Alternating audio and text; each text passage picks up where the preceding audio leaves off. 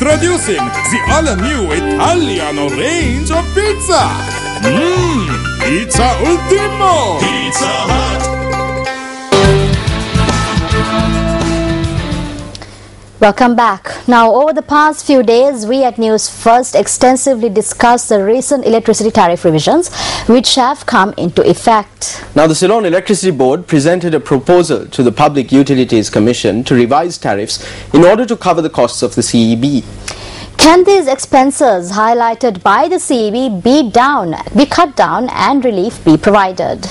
Now, presenting a proposal to the Public Utilities Commission regarding revising electricity tariffs, the Ceylon Electricity Board pointed out that it has calculated its cost for this year as 256 billion rupees. However, the Public Utilities Commission of Sri Lanka conducted its own inquiry and reduced the expected expense to 228 billion rupees. A main factor that was pointed out by the PUCSL was that the cost estimated by the CEB on hydropower generation was not accurate. Let's take a quick look at the two cost estimates of the CEB and the Public Utilities Commission. Now, the Public Utilities Commission noted that 25 billion rupees can be saved through hydropower generation rather than purchasing electricity from private thermal power plants illegally. Now, this is that reduction that you see here. The Ceylon Electricity Board had given a lower estimate for the quantity of electricity that could be generated this year through hydropower plants. Furthermore, the PUC, which highlighted low costs, how costs can be reduced further, granted permission for tariffs to be increased in order to cover a cost of 228 billion rupees. However, the Energy Forum points out that the costs of the CEB can be cut down even further. Let's take a quick look at what Bandula Chandrasekara, the project coordinator of the Energy Forum, had to say.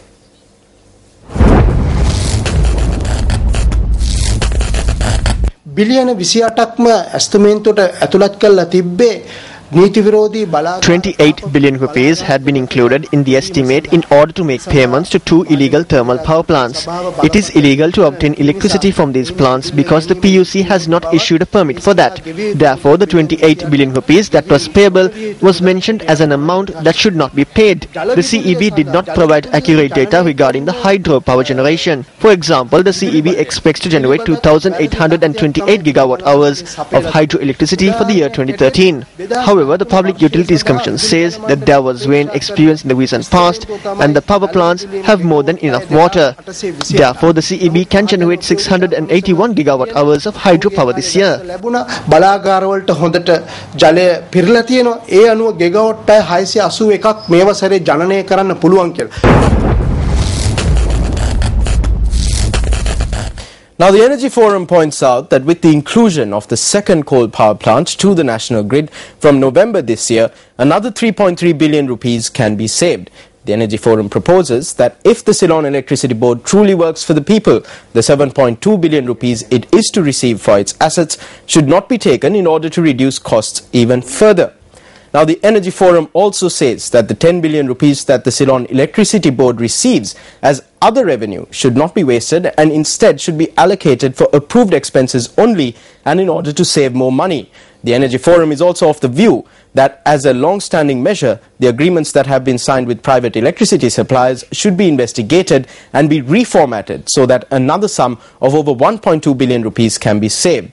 Meanwhile, it is questionable as to how the costs of the CEB for thermal power generation is high when the price of fuel and coal in the world market does not increase.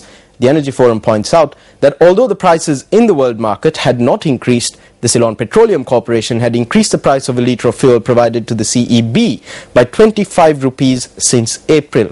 The Energy Forum says that this was the result of the devaluation of the rupee and it is therefore unfair to burden the people with this as well. The Energy Forum goes on to say that by implementing its short-term and long-term proposals, the estimated cost of 228 billion rupees by the Public Utilities Commission can be slashed to 173 billion rupees.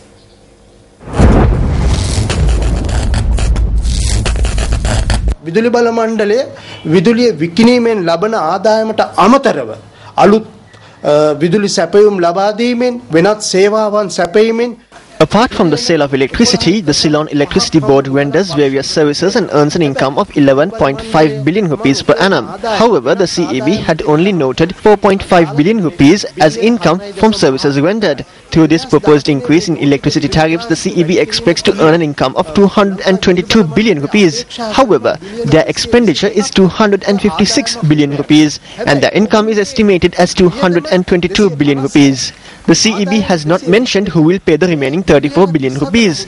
If this amount is reduced from the estimate, there need not be any tariff increase. එහෙමනම් මේ මුදලත් මේ සම්පූර්ණ ඇස්තමේන්තුවෙන් අඩු කළොත් සත පහකින්වත් විදුලි බිල ගාස්තු වැඩි කළ යුතු නැහැ. Now, trade unions and civil organizations also commented on the revised electricity tariffs.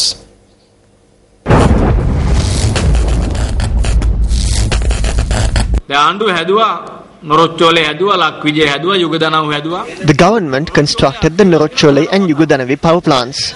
The Norotchole power plant broke down on 19 occasions. The Lakvijay power plant suffered a breakdown on 20 occasions. The Yugudanavi has suffered a breakdown on 17 occasions. So there will be losses for the CEB. They are trying to cover the losses through the people. It is a separate group that engages in corruption and fraud. They are government-sponsored officers and politicians. The people are being burdened by this. Therefore, we are forced to take to the streets and urge the government to stop increasing electricity tariffs. කරුණා කරලා මේ විදුලි බිල වැඩි කිරීම නතර කරන්න කියලා. මට සමහරලාට කිසිසේත්ම පුදුම වෙන්න දෙයක් නැහැ. තව දවස් දෙක තුනකින් එකතු වෙලා මේ මහජනයාගේ ඉල්ලීම්. It is not surprising if some concession will be made within the next 2 or 3 days due to the public request. What we can do is present facts. This is theft that is taking place. This is theft taking place in the name of the public. We have to say this. There can only be an impact if those who are against it come forward. We need some sort of interventions for this. ඉදිරියට આવොත් තමයි ඉතින් මේ අයට මේ බලපෑමක් කරන්න පුළුවන් වෙන්නේ. ඉතින් ඒක සඳහා යම් කිසි විදිහක මැදිහත් වීමක් කරන එක තමයි මම හිතන්නේ අවශ්‍ය වෙන්නේ. මේ විදුලි බලය සඳහා සාන ලබා Concessions should be given when providing electricity. But what is happening? They are forcing the people to cut down on using electricity. We know what will happen because of this. Children study at night. Children use the fan a lot. There are 4 million children in this country. Over 50% of them iron their clothes. The government that speaks for the people is cutting down the relief given to the children. මේ දරුවන්ට ලබා දෙන සහන තමයි අඩු කරන්න කියන්නේ. Now, the All Island Samruddhi Development and Agricultural Research Production Assistance Officers Society has forwarded a letter to the President explaining the situation that has arisen due to the revised electricity tariffs.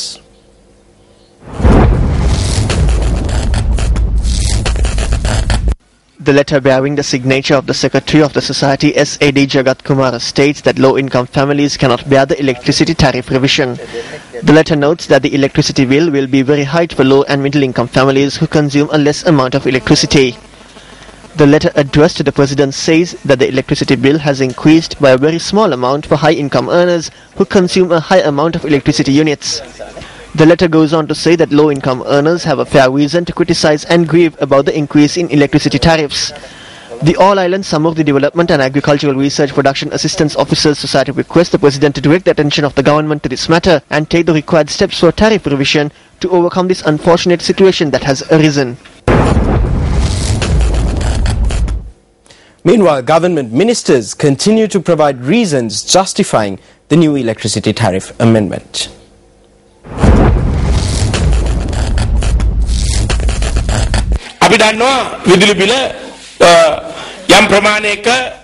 We know that there has been an increase in electricity tariffs.